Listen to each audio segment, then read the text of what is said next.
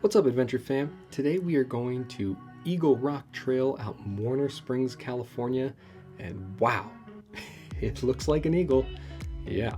This trail is about 6.63 miles, 863 feet of elevation gain, and it took a little over 2 hours round trip. Now keep in mind this elevation is gained over time. It's a combination of going up and down across the entire journey, not necessarily climbing a mountain. When you're trying to get here, keep in mind you are in a remote area. There's going to be limited cell phone reception, and you really want to do your research on this one beforehand, because I myself had trouble navigating there the second time that I was visiting, but because I had been there the first, I knew that the directions were wrong.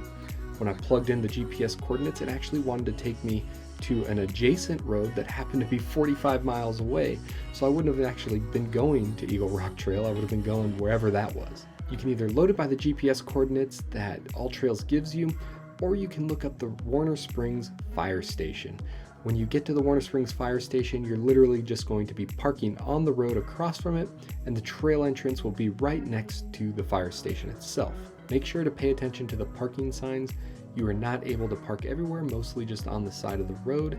And also, the early bird catches the worm here. Since there isn't that much parking available, you definitely want to be one of the first ones here. Otherwise, you're going to either have to wait for a parking spot to open up, or you're going to have to turn around and find a different hike to do. And maybe that's okay if you got a backup plan, but I wouldn't want to drive out this far and not be able to hike it. This is an absolutely beautiful trail. You go through several landscapes. You go by a dried out river with trees, and then you go into like a deserty shrub to an open field until finally you get to Eagle Rock. The coolest thing about it is when you take this route, you're going to be on the Pacific Crest Trail, which is something that is highly trafficked throughout many portions of the year, and you come up on the backside of the rock. So you're looking at it and you're like, it's not like an eagle. Maybe it is, I can't tell. And then when you wrap around and you get to see it, you get this, oh my goodness moment, and realize that your journey there was definitely worth it.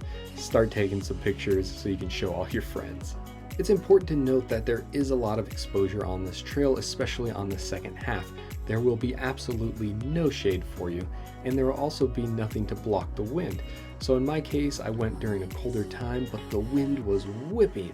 And I'm sure if you watch my extended cut, which I'll link down below, that you'll be able to hear the wind whipping through it. Kept pulling my hoodie down and just moving things all around. I almost lost my hat a couple times, so something to keep in mind while you're out there. One of my favorite parts about this trail is just the journey itself. You know, it's long, it's nice if you're with some good friends, you could have time for a great conversation without losing your breath. You get to enjoy the views around you, you get to see the mountains, you get to see the fields, and just kind of disconnect from everything. Your phone's most likely not going to have cell phone reception, so it just makes it a really great recovery hike when you are just looking to get out, enjoy, reset, and be ready for that next week.